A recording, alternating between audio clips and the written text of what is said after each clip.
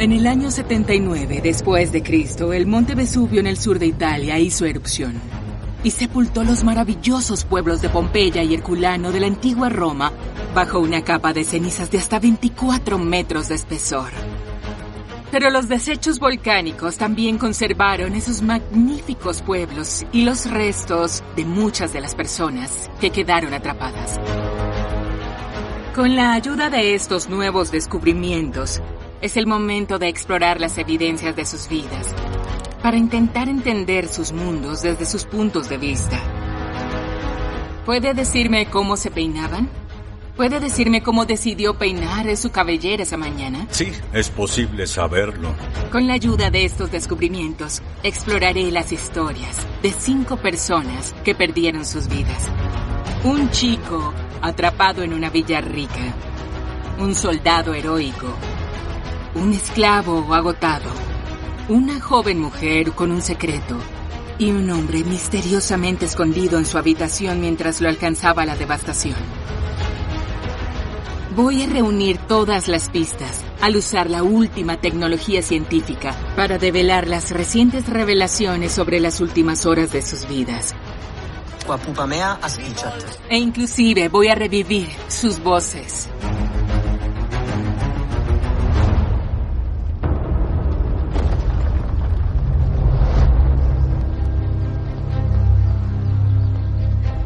Mi viaje comienza aquí, en el corazón negro de nuestra historia.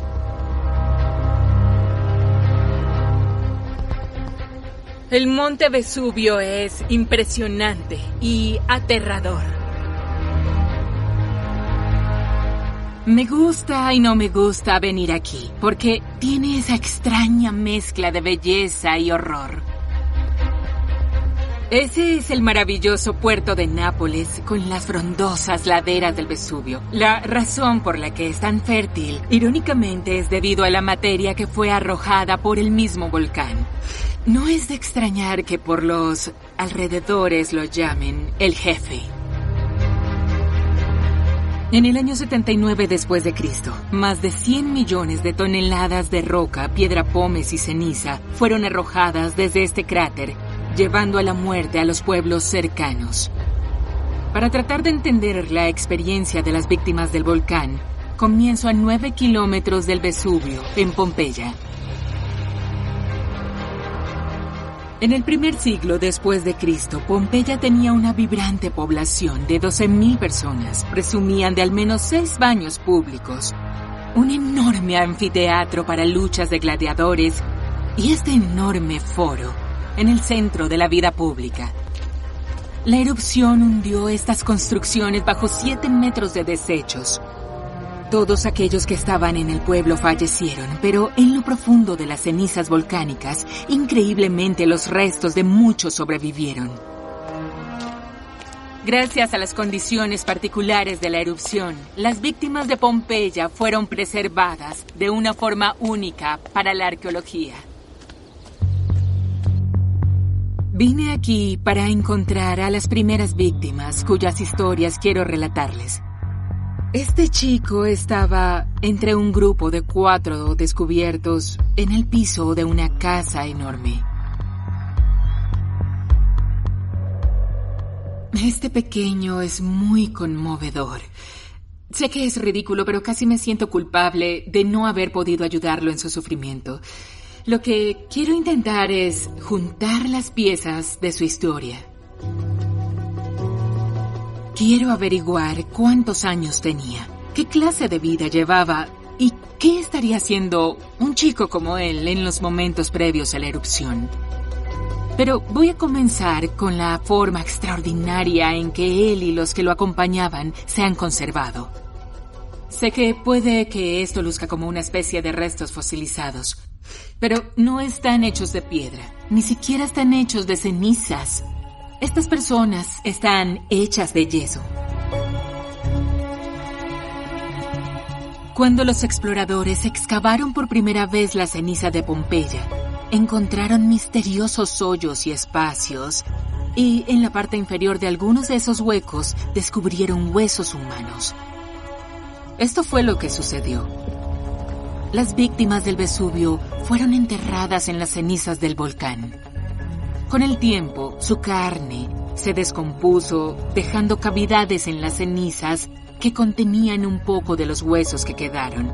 Siglos después, las excavadoras descubrieron esas cavidades. Los arqueólogos descubrieron que lo que habían hallado eran moldes de humanos tamaño natural. Así que vertieron yeso en las cavidades para crear esos moldes de yeso. Así que básicamente lo que ven son réplicas exactas de esas víctimas originales. La ceniza fina que los recubrió plasmó los detalles de los antiguos cuerpos pompeyanos y sus ropas, justo como murieron. He visto este molde muchas veces, pero siempre impresiona. El detalle plasmado en esos 2000 años es extraordinario, al igual que el drama de lo sucedido. ¿Qué nos puede decir este molde sobre este niño?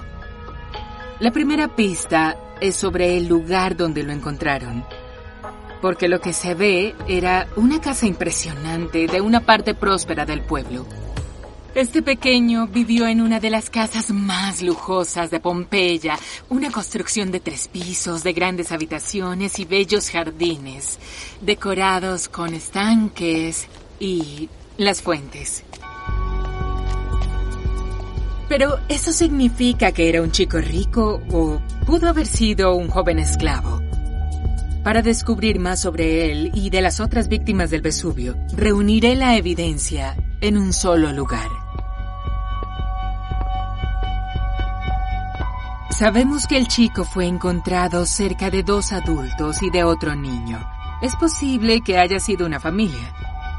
Los encontraron escondidos en el hueco de unas escaleras protegiéndose. En esta fotografía tomada en la excavación, no se puede ver al pequeño. Su cuerpo fue hallado unos metros más allá. La explicación podría ser que fuera su esclavo. Tal vez sus restos nos revelen más. Debido a que sus huesos están atrapados dentro del molde de yeso, la única forma que tenemos de analizarlos es con escáneres o rayos X, y así podríamos saber ciertos datos. El largo del fémur nos dice que podría tener entre 3 y 5 años. Debajo de su cabeza hay algo realmente interesante. Si ven aquí, miren este objeto. Es posible que sea el resto de una bula. Una bula es un pequeño amuleto joyado que les daban a los hijos de los hombres que eran libres. Así que algunos han dicho que por el hecho de estar apartado del grupo tal vez haya sido alguna especie de esclavo, pero si usaba algo como esto, en definitiva debió ser el hijo de un hombre rico, dueño de la propiedad. Y si lo imaginamos vestido y llevando esa bula, debió verse así.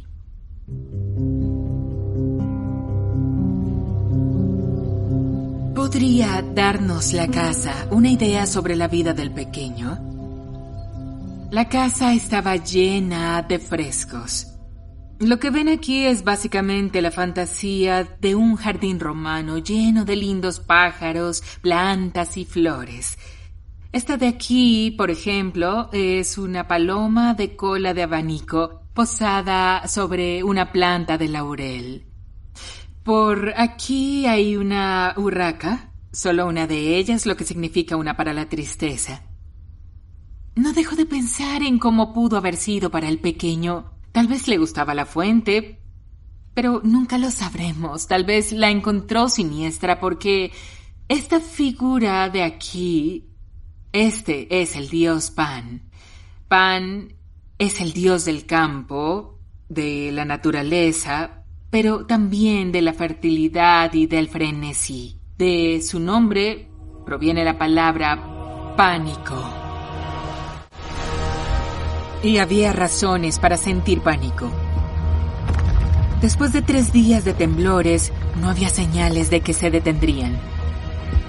Los locales desconocían la ciencia, no sabían la conexión entre los movimientos telúricos y la montaña. De hecho, la mayoría no sabía que era un volcán, y mucho menos que era un volcán que iba a despertar. Nuestro pequeño seguramente se dio cuenta de que pasaba algo realmente malo. Cuando hay temblores en estas regiones es realmente extraño porque los perros dan vueltas, comienzan a ladrar y a aullar y luego hace un silencio inquietante. Así que sus padres debieron estar muy preocupados, especialmente porque en este punto muchas personas habían huido del pueblo. Ellos fueron los afortunados, los que aún estaban en el pueblo como nuestro pequeño y estaban a punto de enfrentar el más impresionante horror, más allá de cualquier pesadilla.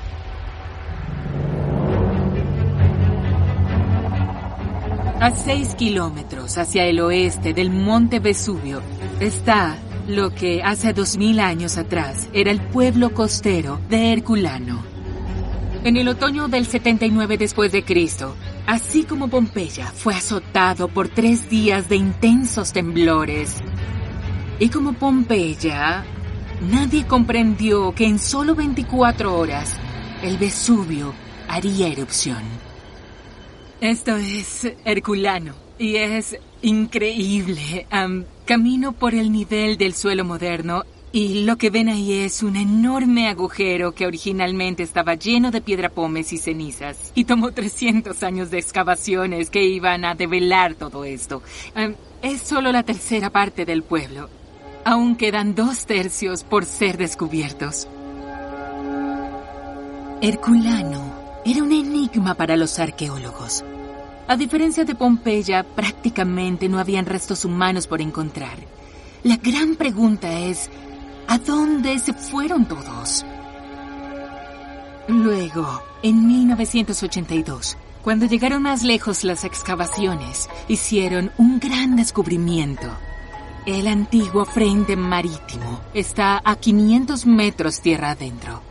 Ahora estoy rodeada de hasta 400 metros de materia volcánica, pero estoy donde estaba el mar originalmente. Y cuando los arqueólogos excavaron, encontraron lo que se llamaba la playa romana. Esos edificios eran los muelles y ese era el frente marítimo de Herculano. En esta increíble playa de 2000 años de antigüedad, encontraron 59 esqueletos, incluyendo a la siguiente persona cuya historia quiero investigar. Por allá, los arqueólogos descubrieron los restos de un hombre. Su esqueleto nos habla sobre la terrible fuerza del volcán y las pertenencias que se encontraron con él nos dan una pista de quién era y la verdad de lo que ocurrió ese día. Las cosas que tenía con él son muy preciadas y están conservadas en un ambiente controlado detrás de bastidores del Museo Herculano. Pero juntas no tienen mucho sentido. Como colección esto es absolutamente único y de hecho también un poco confuso porque hay tal variedad de objetos personales aquí. Tenemos algunas herramientas especializadas de carpintería que siguen en la misma posición en que las encontraron en una mochila. Hay una cosa llamada punzón que se usa para perforar. Una azuela que sirve para hacer huecos en madera o piedra. Y luego 2 cinceles. Lo cual indica a un trabajador de alguna clase. Pero hay algo que me intriga más. Él estaba armado con una especie de armas usadas por los soldados romanos. Hay cosas que se espera que tenga un soldado como 2 espadas, una de las cuales está muy adornada y es muy ceremonial, y ese elegante cinturón. Es casi seguro que era un soldado romano. Pero además de las herramientas, hay algo más que es extraño. Había también mucho efectivo y, de hecho, me permitieron tocar esto que tiene la forma de un denario de plata. Y estas 3 cosas preciosas que son aureus, que es una moneda de oro. Esto es suficiente para pagarle a un soldado raso por varios meses. No estoy segura de por qué un soldado raso tendría tanto dinero con él. Para averiguar más, debo ver estos restos. Voy a viajar al otro lado de Italia, a la antigua ciudad de Chieti. Muchas de las víctimas del Vesubio han sido estudiadas aquí en un instituto especializado y me invitaron a ver y me siento verdaderamente honrada y emocionada porque francamente lo que se ha descubierto aquí es completamente único. Los restos del soldado nos ofrecen muchos más detalles sobre él. Lo primero que quiero saber es cuántos años tenía. Podemos advertir por su esqueleto que era un hombre de unos 40 años. Pero hay más. También vemos que era más alto que el promedio de la época, que era 1,70 m, y que vivió una vida violenta. Esto es... El profesor Luigi Capasso me mostrará una serie de heridas. Por ejemplo, el hueso del pie. Hay una cortada tan profunda que le atraviesa el hueso. Si se tiene algo así en el pie, debió producirle una cojera seguramente. Así es. Hay otra herida en las costillas, pero la peor está en la cara. El mecanismo del traumatismo es... ¿Como un golpe sí, o algo así? Sí. Sí. Pero tal vez con algún instrumento... Y probablemente con un instrumento o piedra en alguna batalla. Aparentemente, el golpe le voló los dientes delanteros. Pero el hueso alrededor de los dientes se regeneró. Eso nos dice que es una vieja herida. Si le sacaron los dientes y también tiene un trauma en el maxilar inferior, eso significa que su habla tuvo que estar afectada. ¿Hablaría con un ceseo, por ejemplo? O con dificultad en algunos sonidos, como por ejemplo la T, la D, que son muy difíciles sin los dientes frontales. Probablemente ceseaba. Así que hablaría con un Sí. silbido. Así que cojearía y hablaría con un leve silbido. Es decir, que es muy conmovedor. Pero sabemos que murió de un terrible traumatismo. Pero todos esos pequeños detalles que se saben acerca de él es como si tratara de decirnos cómo era en realidad desde más allá de la tumba, cómo era cuando vivió. Exacto. Así que la evidencia de su vida violenta apunta a que era un soldado o alguien que seguramente había participado en guerras. Pero murió en sus tempranos 40 años, lo que lo convierte en un militar veterano. ¿Qué rango habría alcanzado en ese entonces? Una de esas pertenencias ofrece una muy buena pista. Esta espada me gusta bastante, porque esta es una réplica, obviamente, pero es una espada de tipo estándar para un legionario romano, llamada Gladius, que era usada para apuñalar en combates cuerpo a cuerpo en batalla, y es un equipo importante. Pero denle un vistazo a la espada que perteneció a nuestro soldado. Es de una categoría muy superior. Miren, la empuñadura está hecha de marfil y no de madera. La funda está hermosamente decorada de oro y plata. Y todo eso colgaba de este increíblemente adornado cinturón. Todo señala que nuestro soldado tenía un alto grado. Tal vez estaba en un regimiento élite, posiblemente incluso de la propia guardia pretoriana del emperador. A los pretorianos a menudo les pagaban casi el doble que los legionarios regulares, y si pensamos en el dinero que tenía nuestro soldado, todo comienza a encajar porque nadie hubiera podido costear un importante equipo élite como este, a menos que tuviera mucho dinero en efectivo. Todo esto nos lleva a preguntarnos si era un guardia pretoriano o lo que es una posibilidad real. Como guardia personal del emperador, pensaríamos que estaría apostado en Roma. Entonces, ¿qué estaba haciendo aquí a 190 kilómetros de distancia? Pues, curiosamente, el puerto de Nápoles es un lugar en donde un oficial naval pretoriano hubiera podido estar porque había una flota pretoriana siempre a disposición del emperador. Eso podría explicar las herramientas de carpintería de nuestro soldado. Miren esto. Es un soldado que lleva una azuela exacta como la que tenía nuestro soldado para trabajar en un barco. Opino que significa que pudo haber sido una especie de carpintero del barco o un ingeniero del ejército romano de gran estatus. Pero exactamente en dónde está su base y cómo se fue de allí hasta Herculano, donde encontraron su cuerpo. Estoy viajando al otro lado de la bahía de Nápoles, un lugar en el cual espero encontrar respuestas. Este es un muelle natural, es en realidad el lugar perfecto para el mantenimiento de los botes y donde la flota romana se protegía de los vientos. Lo suficientemente grande como para 50 naves de guerra y unos 10.000 hombres, la flota más grande del Imperio Romano. Intentemos imaginar esta área repleta de botes de la Marina Romana. Y en este punto que el ejército romano era realmente el motor que conducía la maquinaria imperial, así que si eras un soldado romano, eras parte de la idea de lo que era Roma. Pero, ¿dónde está la evidencia de que esta fuerza de fama mundial estuvo realmente aquí? Tengo acceso a un lugar increíble que prueba que sí estuvieron. 10.000 hombres necesitan muchísima agua fresca. Este es un tesoro oculto.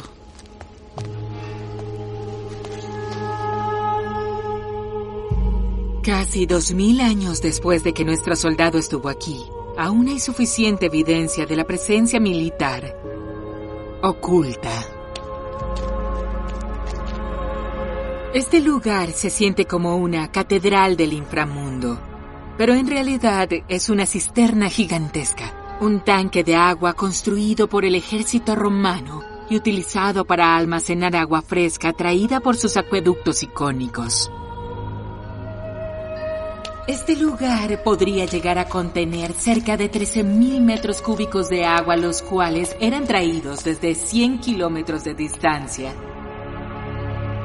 El agua aquí contenida mantuvo a nuestros sedientos soldados y a otros miles de efectivos del ejército con vida.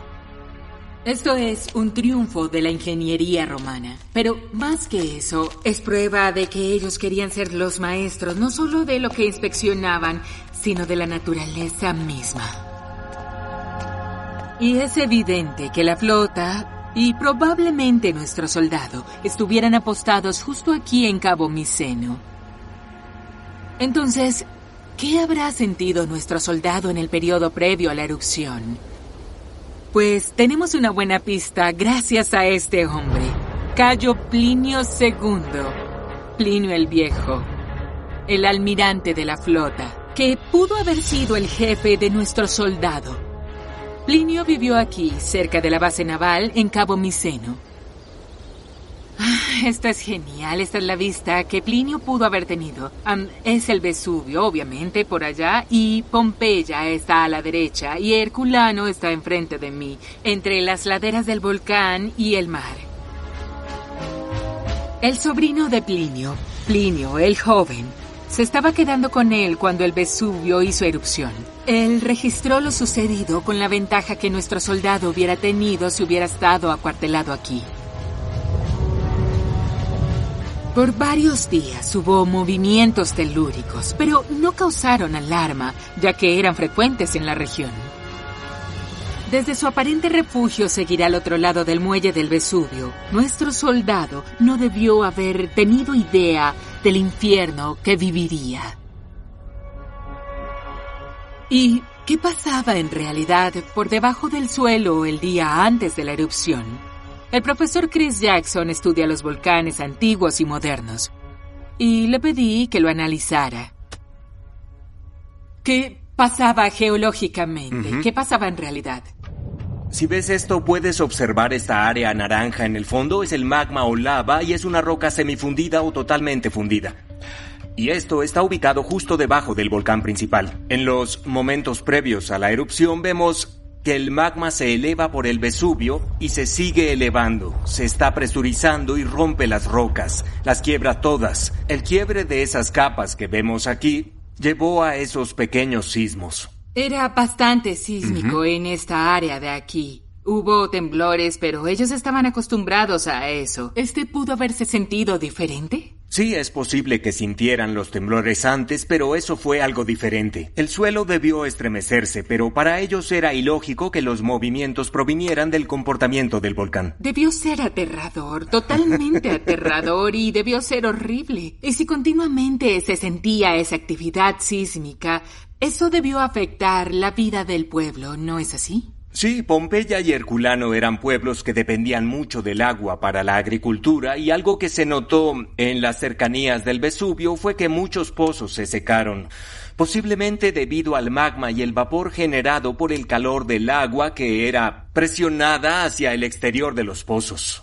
¿Ellos sabían lo que se venía? No tenían idea.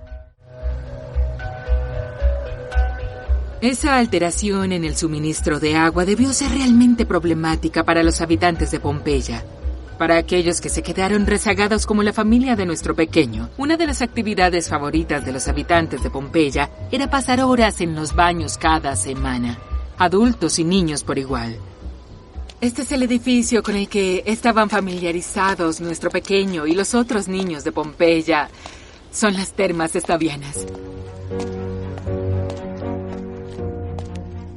Estos eran los fabulosos vestuarios de las termas. Las personas venían para vestirse y son los equivalentes a los casilleros donde hoy día ponemos pertenencias. Y sabemos que los niños venían aquí porque se han encontrado al menos 2 grafitis al nivel de los niños. Cosas como estas figuritas de palitos de mujeres y hombres. No es maravilloso pensar en eso, ¿verdad? Es fantástico pensar en las travesuras de los niños que rayaban los frescos cuando los padres o guardias no miraban.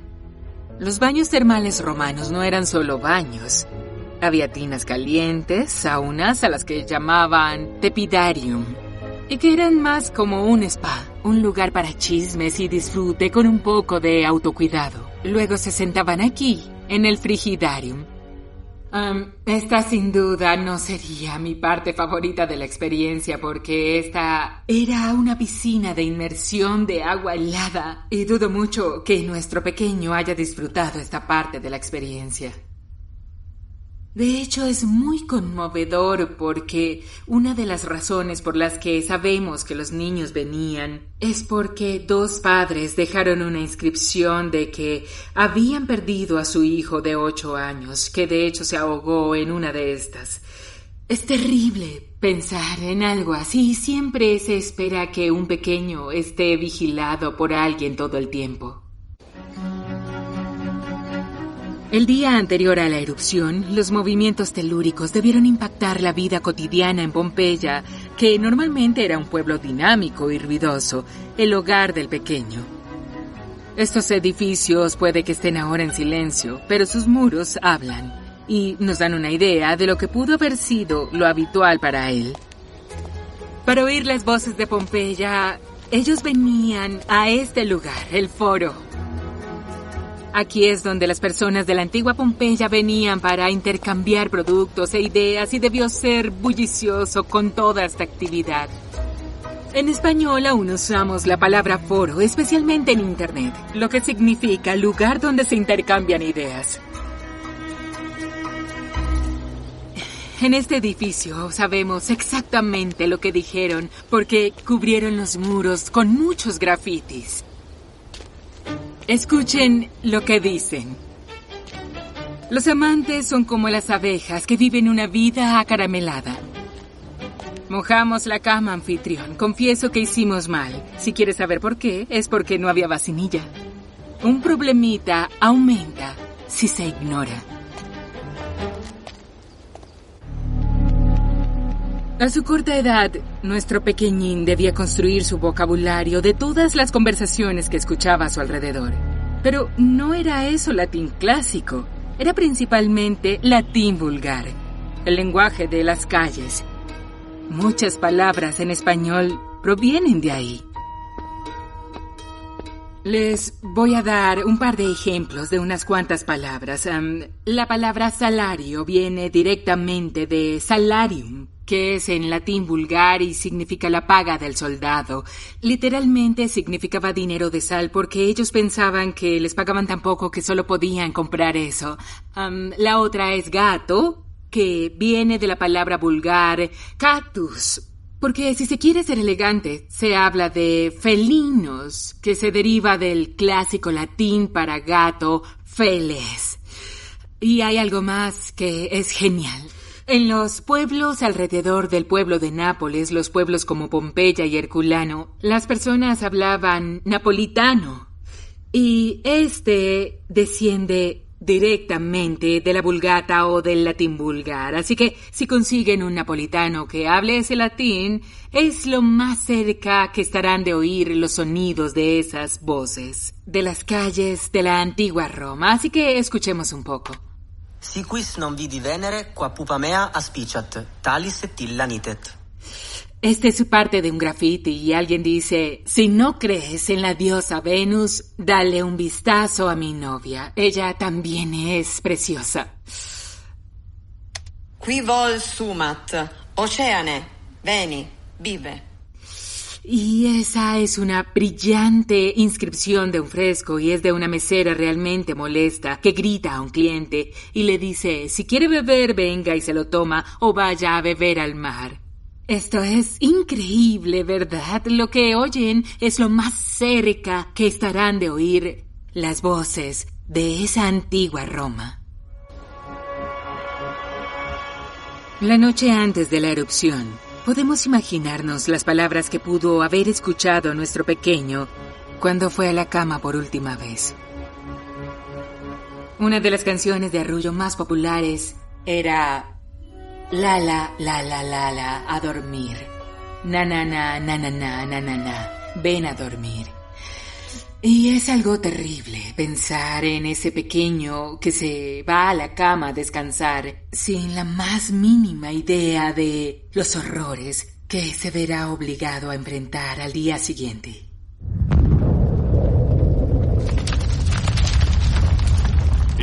Los temblores fueron tan violentos esa noche que no solo se sintió como si hubiera temblado, sino como si algo hubiera estallado.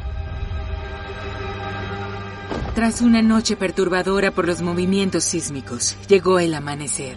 Pero ni los ciudadanos de Pompeya ni de Herculano sabían que ese sería el último amanecer antes de que su mundo terminara. En unas pocas horas, el monte Vesubio haría erupción. En lo profundo del volcán, la presión aumentaba. ¿La erupción era inminente? ¿Qué sucedía dentro del Vesubio? Ahora, a medida que el magma ascendía dentro del volcán, la presión bajaba y las burbujas de gases aumentaban. De hecho, el volcán se está presurizando. El magma calienta el agua y ésta se convierte en vapor. Es otra fuente de presión que se ejerce sobre la capa de materia en la parte alta del volcán. Hay un delicado equilibrio entre la fuerza de esas rocas y la presión creada dentro del magma. Es la explosión gigantesca que está por suceder. Va más allá del punto de no retorno en esa etapa. La mayoría de los restos humanos que conocemos han sido descubiertos en las ruinas de Pompeya y Herculano, pero en ese tiempo la mayoría de las personas vivían y trabajaban en los alrededores. Por supuesto, encontrar víctimas del Vesubio en las vastas extensiones de la campiña es mucho más difícil. Las villas y las granjas pudieron ser enterradas bajo capas de cenizas, así que, ¿por dónde empezar? Bueno, en 2017... una de esas aldeas se convirtió en una escena del crimen. La policía italiana fue alertada sobre un robo arqueológico. A casi 1 kilómetro de las afueras de Pompeya, saqueadores descubrieron la ubicación de una aldea romana, Civita Giuliana, y excavaron una red de túneles para llegar hasta sus tesoros. Antes de que los ladrones pudieran llevarse nada más, ordenaron una excavación de emergencia para rescatar los artefactos restantes. Cuando comenzaron a excavar, descubrieron algo fascinante. Un gran orificio en la ceniza endurecida como los de Pompeya. Como los cuerpos en Pompeya, creaban un fiel molde de yeso. Excepto que este no era humano.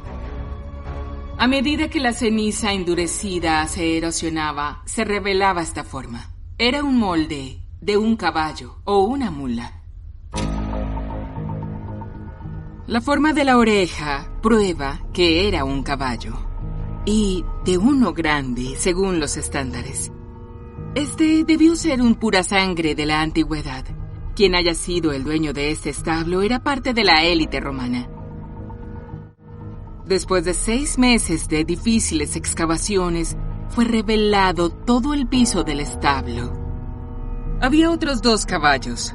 A uno le habían puesto un elaborado arnés militar y una silla. Estos caballos son un hallazgo increíble, pero ellos me hacen preguntarme, si estaba ensillado y listo para salir, entonces, ¿dónde estaba su jinete? No se encontraron señales de alguien más en los establos. Luego, en 2020, los arqueólogos comenzaron a excavar un pasadizo bajo la villa y descubrieron cuerpos humanos. Descubrieron una cavidad subterránea y documentaron el proceso de extracción de restos humanos para su investigación. Una vez que se removieron los huesos, quedó un hueco donde debió haber estado un cuerpo en el 79 después de Cristo. Vaciaron yeso en la cavidad.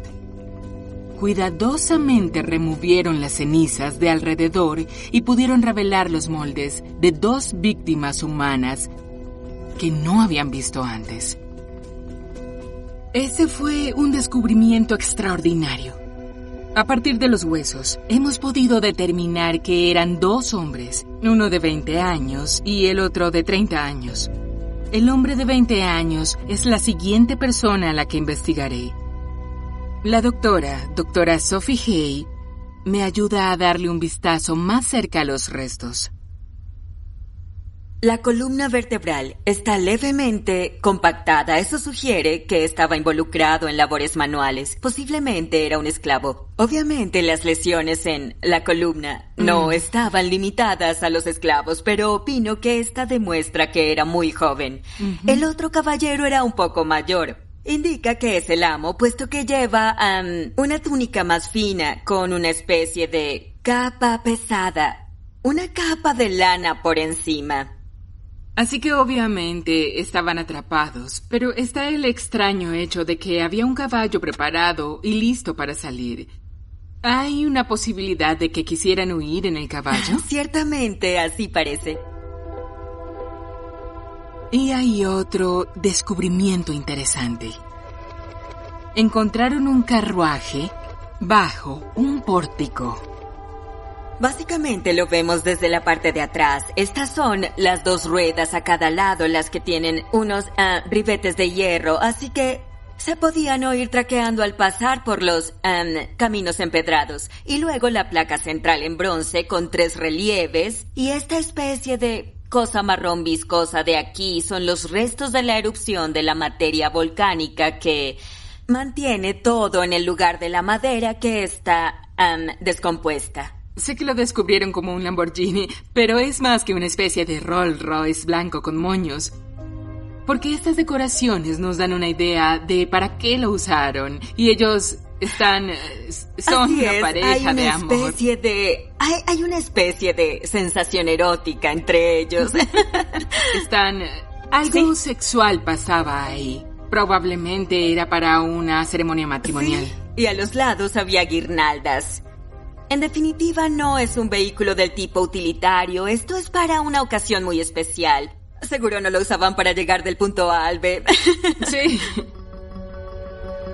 Este carruaje me intriga. Pero quiero averiguar más sobre el joven que creemos que pudo haber sido un esclavo. ¿Qué pudo haber estado haciendo en la mañana de la erupción? Bueno, tenemos algunas pistas. Basados en la gran cantidad de barriles de vino y de construcciones agrícolas descubiertos en Civita Giuliana, sabemos que esta era una finca agrícola. Bueno, en esos tiempos las fincas producían cantidades industriales de productos y para un esclavo eso tuvo que haber sido un trabajo extenuante.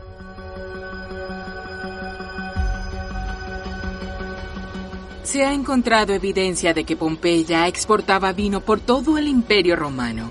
Incluso en la fortaleza francesa de elaboración de vino, Bordeaux.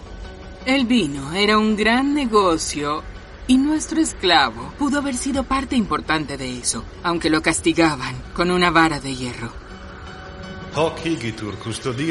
Observen que los esclavos salían inmediatamente al amanecer, no como los soldados marchando hacia la batalla, con un mayor entusiasmo en sus mentes.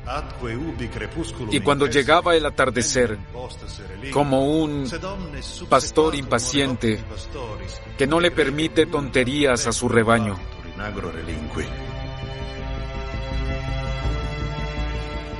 No es de sorprender que tuviera una lesión en la espalda, incluso en sus 20s.